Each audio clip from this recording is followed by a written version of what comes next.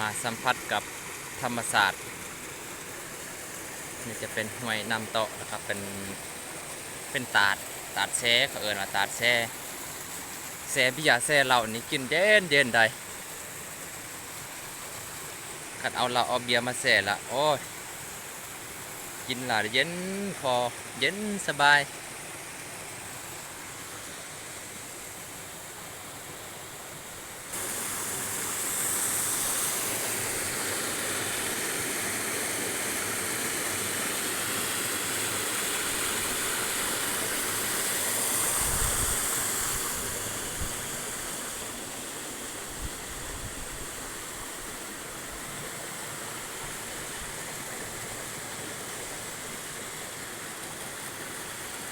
น้ำบัวลายคันเป็นยามฝนแล้วดูฝนในน้ำจะลายมันจะเต็มเลยเต็มที่น้ำเลยอันนี้น้ำบัวลาย